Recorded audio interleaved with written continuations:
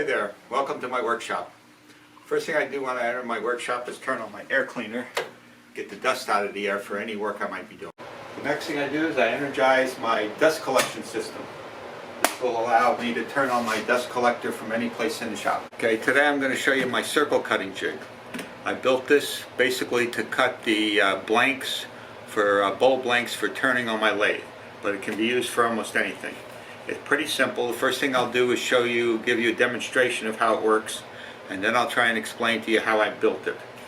So you take your workpiece, your blank, you need a pilot hole, and in this case I'm gonna make a circle about a little over 5 inches in diameter.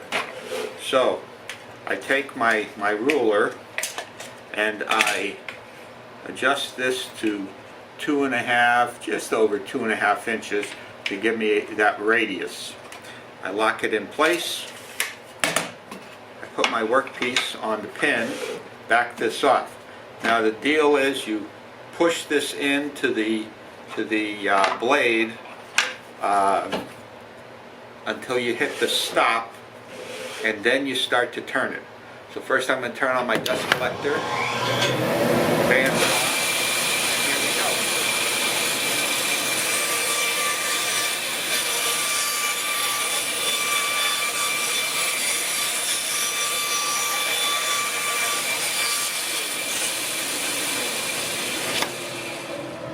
And there we have it.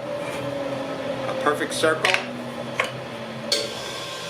Done like that. The nice thing about this is you don't have to start from the edge of your workpiece. When you cut circles, all the jigs that I've seen always start you at the edge, so you always have that bump at the edge. This doesn't. It's perfectly smooth all the way around. Okay, now I'm going to show you what I really built this for, which is to turn bowl blanks. This is a piece of maple, and to put this on the lathe, I have to try and round it enough so that it's not so out of balance, which can be really hard to do. Now this is the real reason I built the jig. I've drilled a pilot center hole. Now this pin and the center hole is the 5/16, which is the diameter I need for my screw chuck. Now I'm gonna check this here. I want to cut about a 9.5 inch bowl blank out of this. So I'm going to set this to what'll give me a 9.5 inch. So I need 4 3/4. I think I got that right. All right. So I set that for 4 3/4. Now we fit this onto, pull this table back. I put it on the pin. Like that. Okay. Now it's on there. Now this time I'm putting my earmuffs on. I turn on the dust collector. Turn on my saw.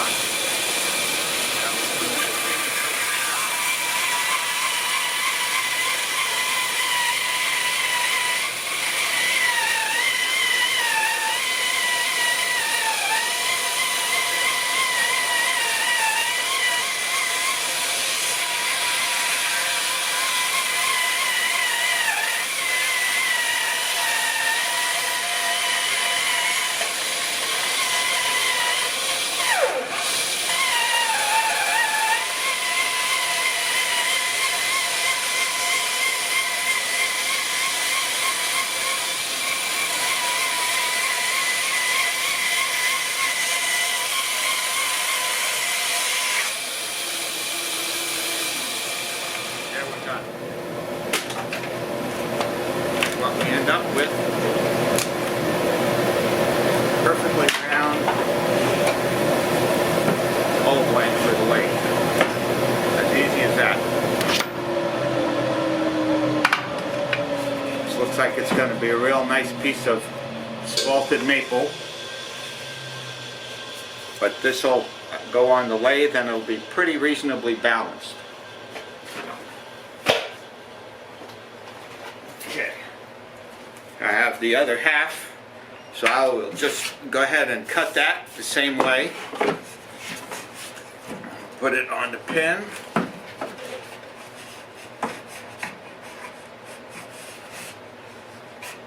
As I can find the hole here. There we go. Okay, there we go. And you can see this is just about the biggest piece I can cut on my bandsaw. This is a little bit.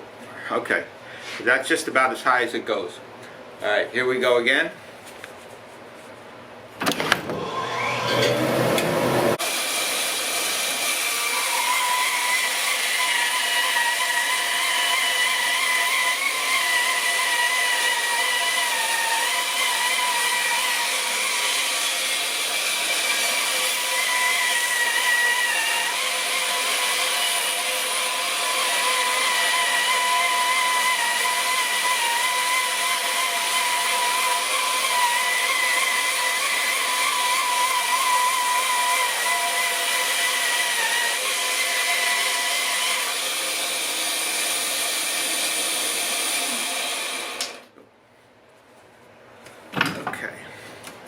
Now let's take this off of here.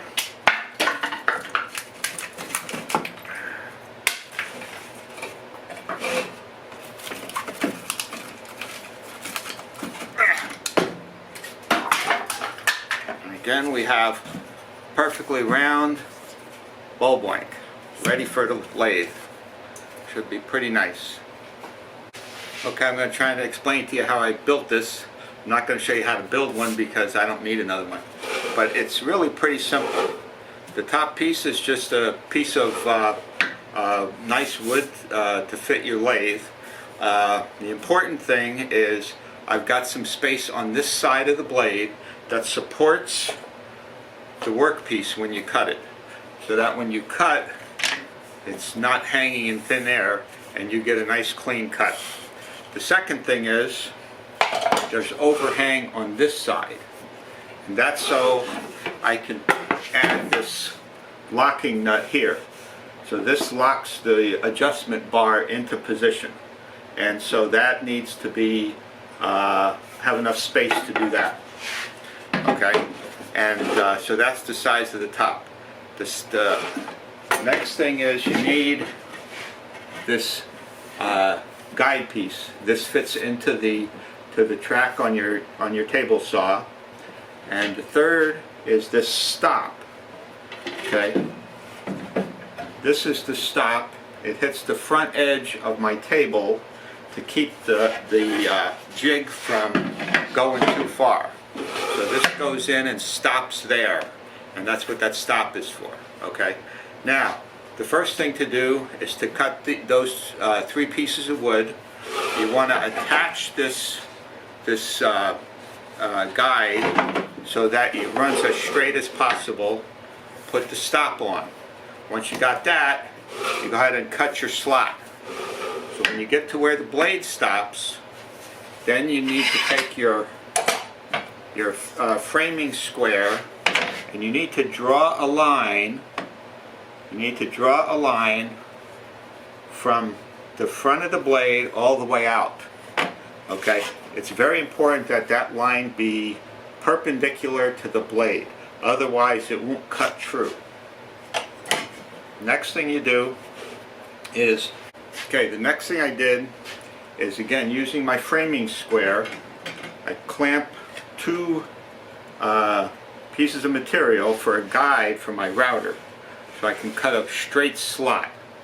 Now, since this pin is over 1/4 of an inch, it's 5/16, I left a little extra space, a 1/16 of an inch, between these 2 guides so that I could make that slot 5/16 of an inch wide. And I just used a straight bit for that. Now that comes down pretty deep. Comes down to within about 1/8 of an inch of the back side of the board. Okay, now that comes down pretty deep, comes to within about 1/8 of an inch of the bottom. Okay, now once you got that straight slot, then you need a,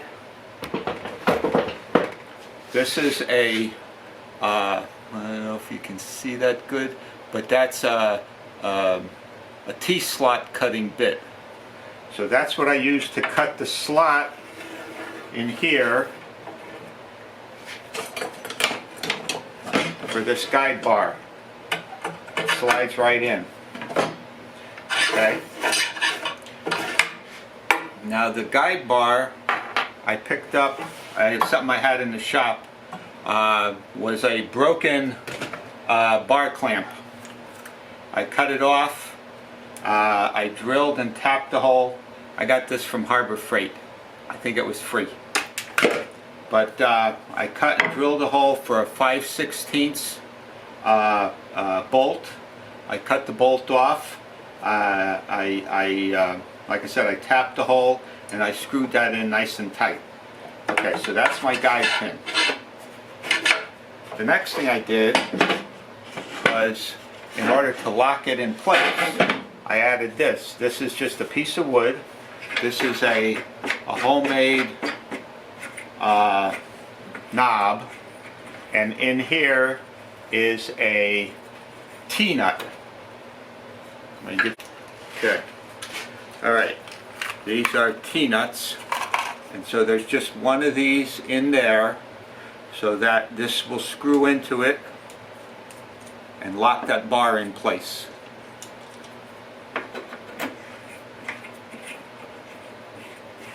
The last thing I did, which is probably unnecessary,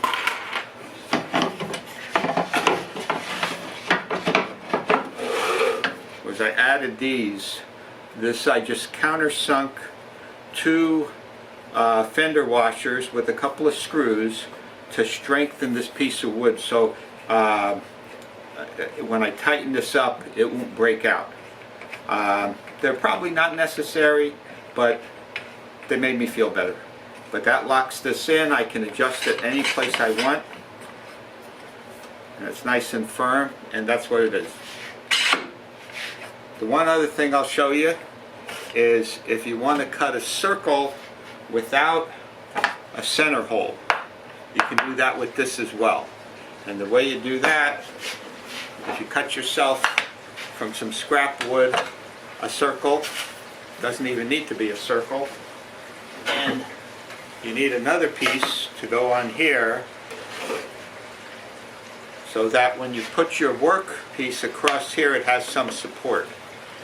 And you just use some 2-sided tape like carpet tape or Turner's tape to stick this down, and then to stick your work piece to this circle, and then you can just spin it with no hole. And that's my circle cutting jig. Thank you. Okay, here's one of the bowl blanks mounted on the lathe. Okay, I'm going to turn this on.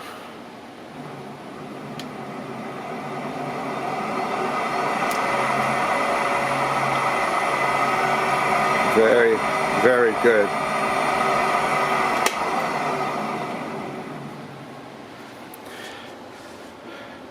So that will be easy to start turning.